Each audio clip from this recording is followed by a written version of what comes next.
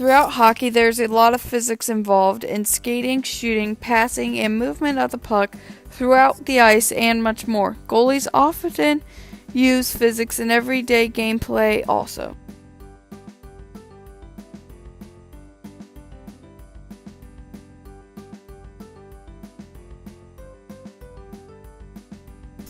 Hockey players are always shooting the puck. This is the way they score and win the game. In shooting, there are different shots. A wrist shot and a slap shot are two of the most used shots. Shots are an example of a projectile motion. To find projectile motion, use the equation distance equals initial velocity multiplied by time plus 1/2 multiplied by acceleration multiplied by time squared. If a shot is taken at 40 meters high and accelerates at negative 9.8 meters per second squared, how long will it take for the puck to reach the ice? What is the velocity of the puck?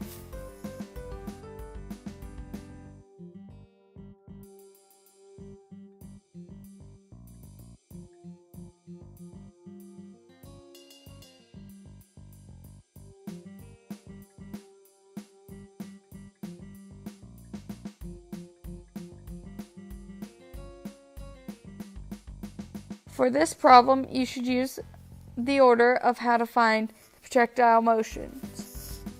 The time that is found is 2.8 seconds, which is found from the equation distance equals initial velocity multiplied by time plus 1/2 multiplied by acceleration multiplied by time squared.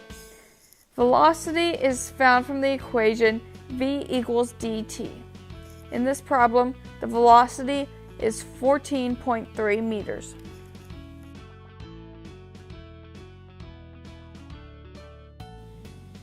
Have you ever wondered how the ice puck slides at such high speeds on the ice in an ice hockey game? Or maybe you just want to know what is done to the puck before the game. Well, in this video, I will be explaining the physics of a puck on ice. And also, just for your convenience, I will be describing the physics of skates on ice as well. These are elements that you will need in order to have a game of hockey. Each one of these materials has special attributes specifically added to them to make them perfect for their role in the game.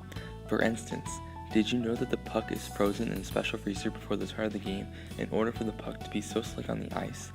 They give the concept a name called ice on ice because it is almost literally ice on ice when being a frozen solid puck.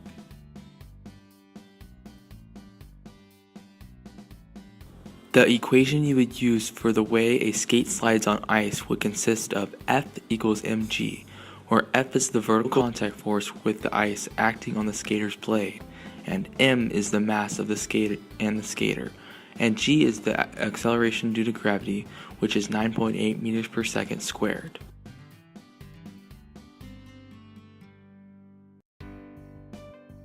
The equation you would use for the way a puck slides would consist of mu equals F over n, where mu is the coefficient of friction, F is the force of kinetic friction, and n is the normal force of the puck.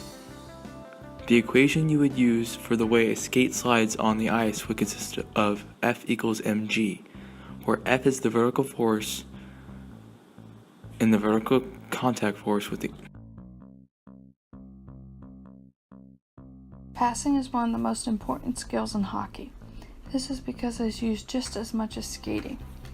Vectors are used in hockey so that the player can accurately pass the puck to another player. Players need to know how to pass the puck quickly. Magnitude and direction are what makes up a vector. If one player passes a hockey puck to another along the horizon at 233.4 newtons and up the vertical at 1,901 newtons at the angle of 83 degrees, what is the diagonal speed?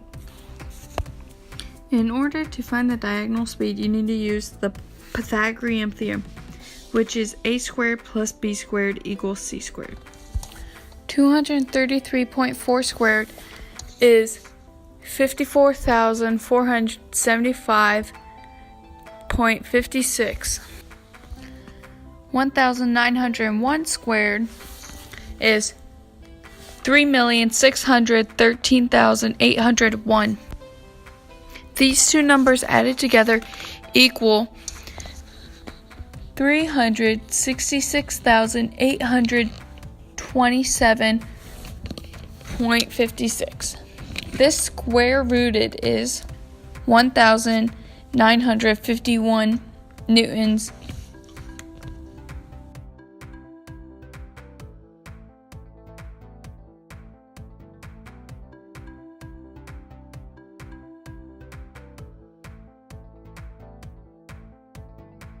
Thank you for watching. Go Jackets!